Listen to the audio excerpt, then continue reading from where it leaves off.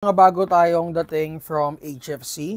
So meron tayong mga pistols and yung hinahantay nating budget meal na rifle from HFC, yung 202 at saka 203. Yung may grip, pakita ko sa inyo mamaya. So unahin ko na tong G17. So ayan, lapit natin ng konti yung camera. So ito, si HFC is from Taiwan. So, yun yung unit. Naka-metal slide na siya and then yung lower frame is polymer. So, kasama na rin tong case. Yan. So, nandito yung ibang spec niya. So, semi-auto lang to and then adjustable yung hub. Metal yung slide, polymer yung lower frame. So, GBB siya, guys. So, ang recommended na gas is 12 kg. And then, may kasama na siyang case, blowback system, and may kasama na rin 0.20 na BBs. So, ayan yung unit. Threaded ba? Threaded, threaded din.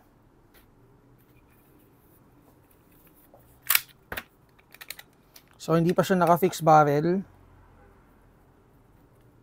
Yung hub system niya, guys, kailangan nyo i-open yung slide or i-dismantle yung slide. Okay, so magazine capacity is 26 rounds, standard magazine. Price nito, guys, is 5,000. So may budget meal na tayo na Taiwan unit. Test natin.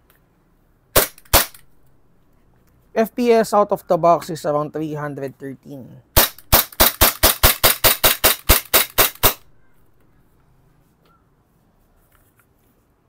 So WE tuloy.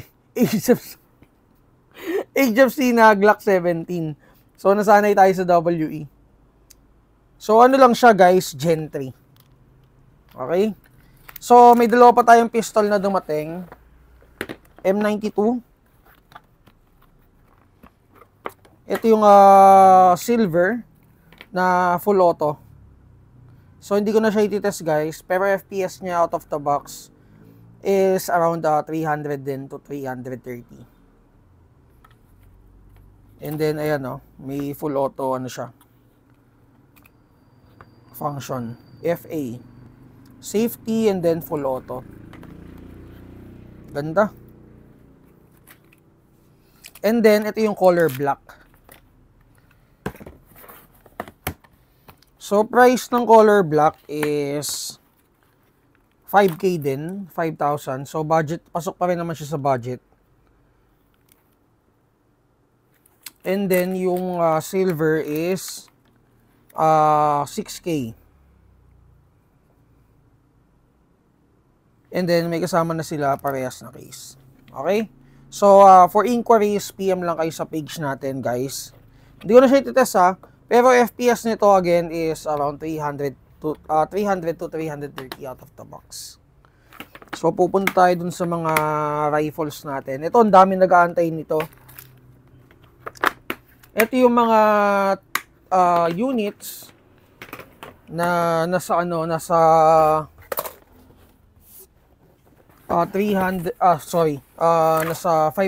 FPS out of the box. Ito yung 203.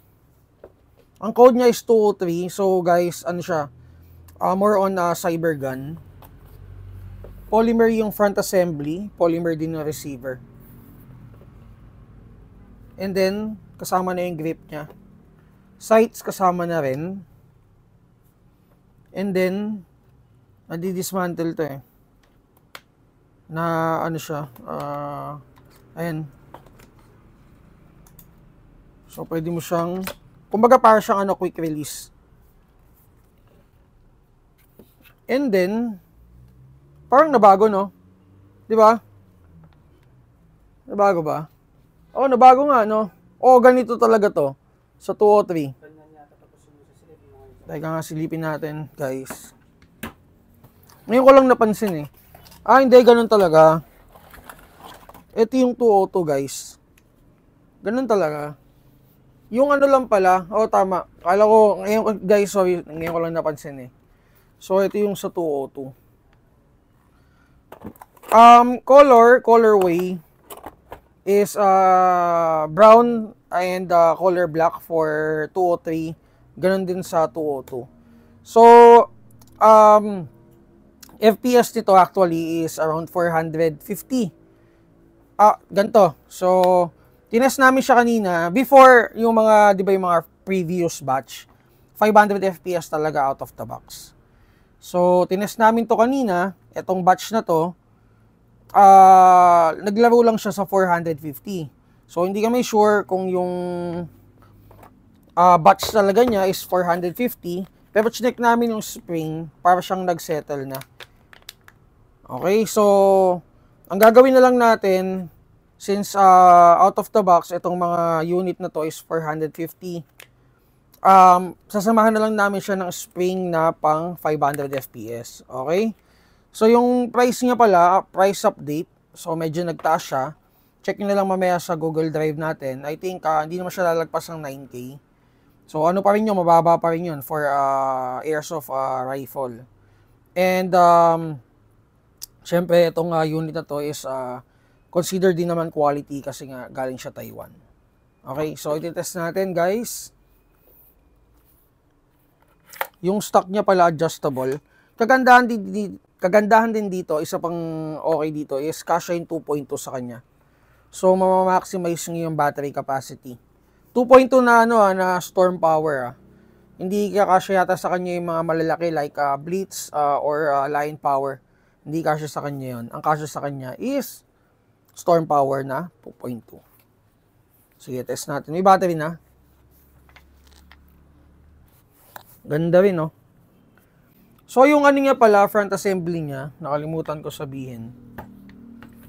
Kung ilan. Saan yung panukat natin?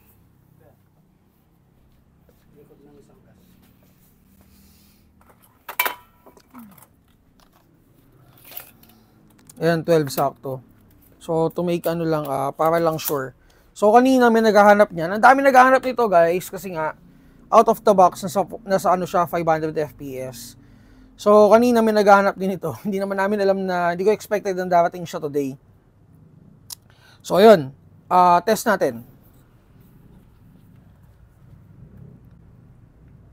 Teka. Para saan ba to? Ito sa cheek pad to, no? Itong parang wheel dito sa likod, no? Cheek pad. So, adjustable yung ano niya. Sorry, hindi pala cheek pad, yung pinaka pad nung tawag dito. Nung sa likuran. So, na-adjust siya, guys. Ayan, no? Yan, depende. Dito yan. Dito babanggayan. So, test natin. Saan yung battery? So, ang battery required for 500 FPS unit is 2.2 na talaga. Yun talaga yung i-require namin kasi hindi na siya kayang paputukin ng mas mababang capacity ng battery. Kaya pala siguro kung 1.6, okay yun. Pero yung mga 1.4, mga 1.3 medyo mababa na yun. Kumbaga hindi na natin makukuha yung resulta na gusto natin.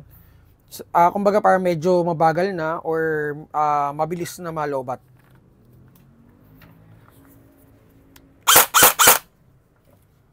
Ayan, tunog pa lang, malutong na. So, yung magazine na kasama is a 300 rounds na HFC magazine. So, may aftermarket tayo nito. Dihila. Kagandahan dito, hindi siya kagaya ng ibang mga dihila na kailangan mo buksan yung ilalim. Ito, yung tali, nandito na lang. So, doon na lang siya ihihilahin. Okay, so check natin.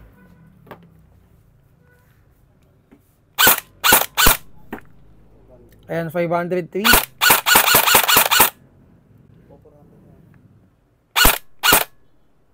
Hindi, kasi hindi nasasalo eh. Ayan. Ayan. So, 500 FPS consistent out of the box. Auto natin. Medyo parang mahina na kasi yung battery namin eh. Ayan, 500. Okay, so again, HFC na 203, LE2. Yung code niyan dito, LE2.